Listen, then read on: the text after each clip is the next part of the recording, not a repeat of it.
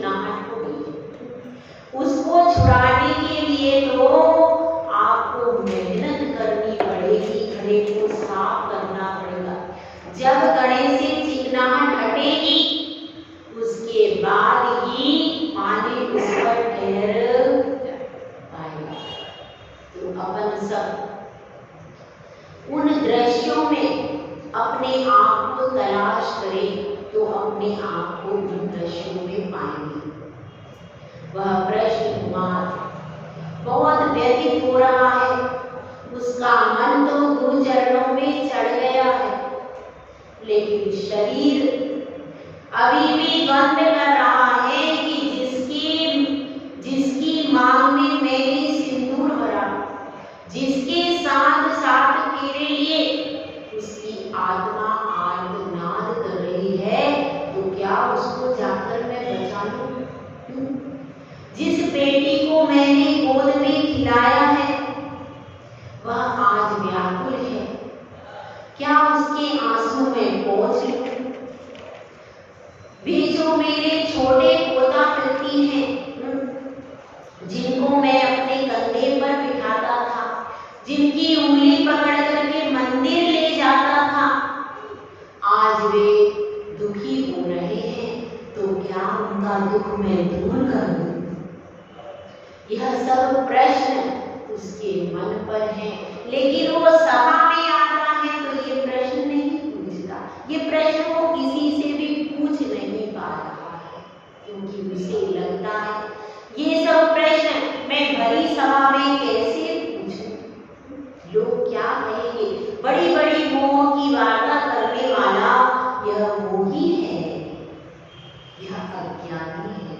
इसलिए इस मोह की अज्ञानता के प्रश्न, क्योंकि गुरुदेव पहले ही कह चुके हैं, मोह से जिसका ज्ञान ढका है स्वभाव उसने ना परखा है। गुरुदेव तो पहले ही कह चुके, और उस स्थिति में यदि मैं भी परिवार की बातें करने लगूं तो सारी सभा मुझे क्या कहेगी? हम जिंदगी भर इसी चीज में जीते हैं, दुनिया क्या कहेगी? और दुनिया के कहने में अपनी आप को देख नहीं पाते हैं, अपनी समस्याओं का समाधान नहीं कर पाते हैं, सोच नहीं पाते हैं अपने बाबत कि दुनिया क्या कहेगी।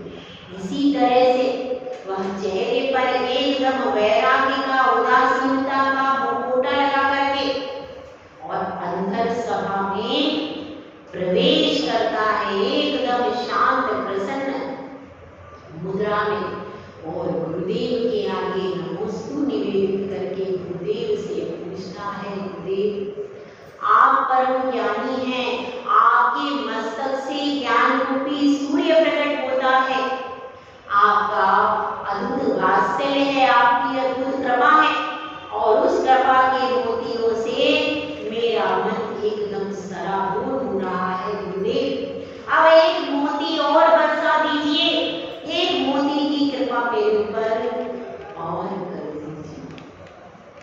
तो गुरुदेव कहते हैं मैं तो मोती बरसाने को तैयार हूं, तुम अपनी झोली तो फैला दो, तुम अपने मन के पात्र को साफ तो करो। मैं तो सारे मोती इस पात्र में भरने को बैठा हूं, क्योंकि गुरु तो करुणा के धारी होते हैं। वे तो चाहते हैं कि ये जीव संसार में भटक भटक करके अपार दुख को भोगेगा। यदि इसको वैराग्य हो जाएगा तो इसके सारे दुखों का अंत हो जाएगा। वे तो सबके दुखों को मेटने के लिए पुरुषार्थ करते हैं। इसलिए कहते हैं कि कहो क्या प्रश्न है। प्रश्न कुमार अपना प्रश्न प्रस्तुत करता है। गुरुदेव आपने बहुत सारे प्रश्नों का समाधान किया है। अब मैं चाहता हूं कि इस आत्मा को और दिखा दीजिए कि आत्मा कैसी है, कहाँ है। मैं इस आत्मा को देखना चाहता हूं। आपसे चर्चा सुनी है आत्मा परमात्मा बनती है, तो पहले मैं आत्मा को तो देख लूं, परमात्मा बनाऊंगा तो मैं चाहता हूं आप मुझे सिर्फ एक बार इस आत्मा को दिखा दीजिए। अब प्रश्न कुमार सोच रहा था कि अब गुरुदेव 100% परास्त हो ही जाए तो कैसे दिखाएंगे आत्मा? दिखा सकते हैं क्या? कोई वैज्ञानिक आज तक उस आत्मा को पकड़ नहीं पाया, कैद नहीं कर पाया, कांच की पेटी में रख दिया, बिल्कुल एक जरा सी भी संदेह नहीं, फिर भी आत्मा को जाना था तो वह चली गई, दरार भी आई, कोई भी नहीं पकड़ पाया। गुरुदेव कैसे दिखा देंगे हाथों में आत्मा? कैसे रख देंगे मेरे समक्ष आत्मा और मैं फिर सुबह की गाड़ी से चला जाऊं? ऐसा सोच रहा है, पर जो हम सोचते हैं वह हो जाए जरूरी तो नहीं। अभी गुरुदेव के पास में बॉल आई है तो गुरुदेव क्या करते हैं ये गुरुदेव जानते हैं। तो गुरुदेव भी उस प्रश्न को झेलते हैं और अपनी मधुर वाणी में एक सुंदर श्लोक के माध्यम से उत्तर देते हैं। स्वसंवेदन सुव्यक्तस् तनु मात्रो निरत्यया अत्यंत सौख्यवानात्मा लोकालोक निर्विलोकिनः। गुरुदेव कह रहे हैं स्वसंवेदन सुव्यक्तस्। अगर तुम स्पष्ट करना चाहते हो, सुव्यक्त मतलब स्पष्ट, अच्छी रूप से स्पष्ट देखना चाहते हो तो मैं तुम्हें आत्मा को दिखाता हूँ। देखो, आत्मा स्वसंवेदन के द्वारा जानी जाती है। आत्मा को जानने का उपाय क्या है? देखने का उपाय क्या है? स्वयं अनुभव करो और उसको देख लो। उसको देखने के लिए चर्म चक्षुओं की आवश्यकता नहीं है। क्यों? क्योंकि जिनके पास चक्षु नहीं है उनके पास भी आत्मा है। एक इंद्रिय, दो इंद्रिय और तीन इंद्रिय, चार इंद्रिय से चक्षु प्रारंभ होती है, सही है? चार इंद्रिय से क्या प्रारंभ होती है? चक्षु। आंख चार इंद्रिय है कि नहीं? सही है। स्पर्शन, रसना, घ्राण और चौथे नंबर पर आती है चक्षु। तो इन चर्म चक्षुओं के द्वारा आत्मा नहीं दिख सकती। आत्मा को देखना है तो वह कहता है प्रश्न कुमार मुझे तो चक्षु के द्वारा देखना है, मुझे चक्षु से दिखाओ। ठीक है, तुम्हारे दो चक्षु हैं, एक तो ये बाहर वाला और एक अंदर वाला। अंदर वाला कैसे है? अंदर वाला ऐसा है कि बाहर से तुम मुझे देख रहे हो, अंदर से अपने पत्नी, पुत्र और भाई को देख रहे हो। अंदर से वह अंदर का मन का चक्षु भी तो है। मन में तुम्हारे विचार चल रहे हैं कि नहीं? अगर मन में तुम अपनी पत्नी को, पुत्र को और पोता पोती को देख रहे हो कि नहीं देख रहे? अब वो सोच रहा है कि मैं तुम नहीं देख रहा, तो गुरुदेव कहेंगे श्रीफल रख, दीक्षा ले, चल।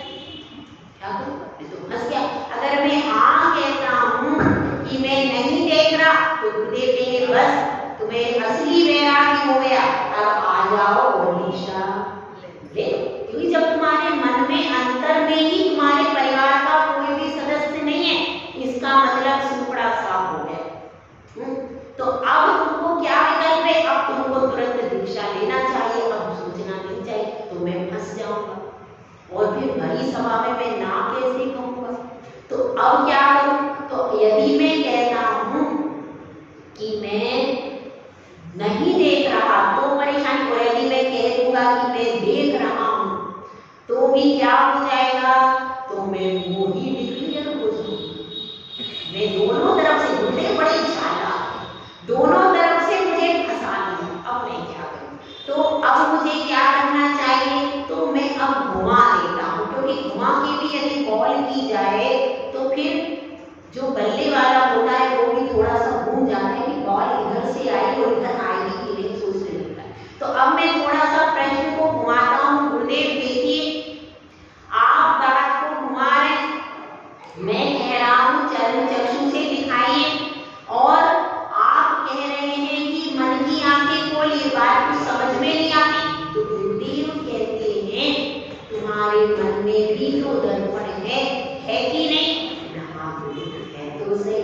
जब है तुम क्या केवल इन्हीं चक्षुओं से ही देखते हो क्या? नहीं होते। तो मन से भी देखते हो ना, जानते हो ना? हाँ जानता तो। और क्या केवल मन से ही जानते हो? अपनी इंद्रियों के द्वारा भी तो छू करके और सूंघ करके सुन करके भी तो जानते हो। और इनके अलावा भी यदि ये इंद्रियां नहीं होती तो भी तो जीव जानते देखते हैं कि अनुभव करते। कहाँ करते हैं गुरुदेव? जिनकी ये सब इंद्रियां नहीं होती वे कहाँ अनुभव करते हैं? अच्छा तुमने कभी पेड़ को देखा है? पेड़ को देखा है? पेड़ को अगर कोई अच्छा व्यक्ति छूता है तो वह भी एकदम खिल जाता है, भंवरे के आने पर फूल प्रसन्न होता है, उसमें भी संवेदना है।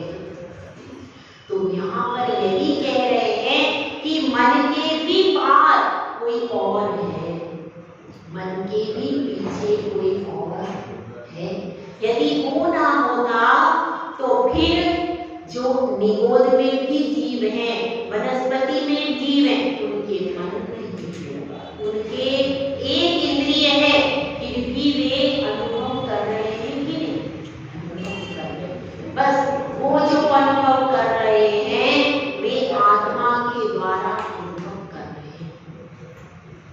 हम सब आत्मा के द्वारा अनुभव करते हैं, यानी एक मन की दृष्टि है और मन की दृष्टि के पार एक और आत्म दृष्टि भी है।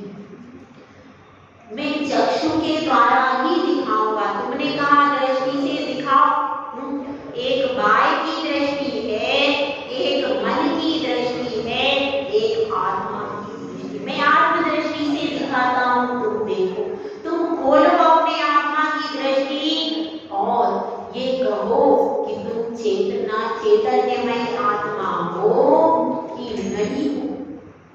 अब वह समझ में नहीं आ रहा। अभी मैं कह दूं कि मैं चैतन्यमय आत्मा नहीं हूँ, तो देखो। और वो कहते हैं सभा में सब लोग अनुभव कर रहे हैं, आपको अपनी चेतना का अनुभव होता है। सबने कह दिया हाँ हमको होता है।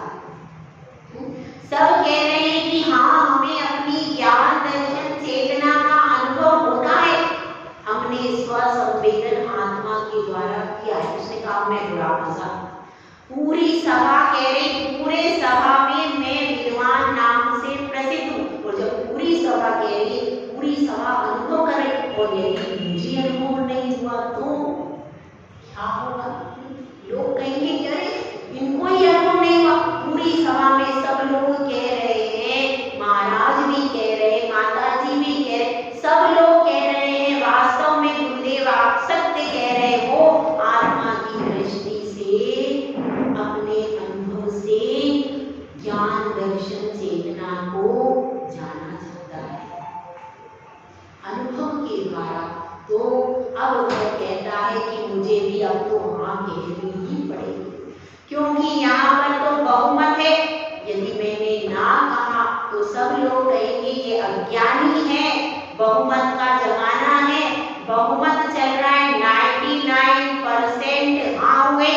अब मैं 1% यदि ना कहता हूँ तो सब लोग कहेंगे यह एक व्यक्ति कैसा है, बहुमत से यदि लोग जीतेंगे। तो अब समझदारी क्या है? समझदारी इसी में है कि अब मैं भी हाँ, मैं भी अब मुझे भी हाँ कहना पड़ेगा।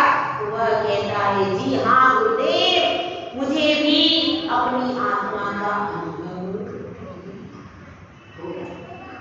तो स्वसंवेदन सुव्यक्तस् तनु मात्रो विरक्तया, और यह शरीर प्रमाण आत्मा है। तनु मात्र यानी शरीर के बराबर आत्मा है। हाथी में भी आत्मा है, चींटी में भी आत्मा है। जिस प्रकार के शरीर में यह आत्मा प्रदेश हो जाते हैं। साइज बड़ा हो तो बड़े में फैल जाते हैं, छोटा हो तो छोटे में फैल जाते हैं। है तो वे असंख्यात प्रदेशी आत्मा, लेकिन जैसा शरीर मिलेगा उस तरीके का आत्मा के प्रदेश उस पूरे शरीर में फैल जाए, यह व्यवस्था है। तो तनु मात्रो और कैसा है? निरत्यया, जिसका कभी व्यय नहीं होता, अविनाशी। आत्मा कभी व्यय को प्राप्त हमेशा रहती है, अविनाशी, उसको कोई नष्ट नहीं कर सकता। तनु मात्रो निरत्यया, अत्यंत सौख्यवान आत्मा और अत्यंत सौख्य देने वाली है, बहुत अनंत सुख की धारक है। लोकालोक विलोकिना, और इस आत्मा का स्वभाव है लोक और आलोक को देखने वाला आत्मा का स्वभाव है। ये तो अपन सब विवाह परिणति में जी रहे हैं, मति शुद्ध ज्ञान में ये सारी वैभाविक परिणति है। केवल ज्ञान रूपी जो आभा प्रकटती है तो उसमें क्या हो जाता है? लोक और अलोक प्रकाशित होते हैं दर्पण के समान। तो यह हमारी आत्मा का स्वभाव है।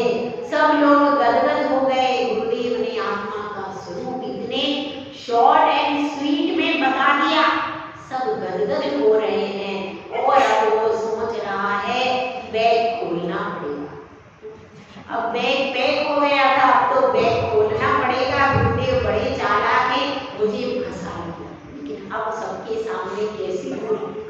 तो वह चुप हो गया है। अब कोई दूसरा प्रश्न तलाश करना पड़ेगा कल के लिए। फिर से कल सुबह कल कोई नया प्रश्न तलाश करूंगा, ऐसा सोचता है और अपनी जीवन के बारे में आपको भी विचार करना है। सारा सार तत्व तो आत्मा में ही है। यह जो बाहर का जितना भी दिखाई दे रहा है, यह सब तो भूसा है। यह भूसा निकल जाएगा और आपका गेहूं जब तक दूसरे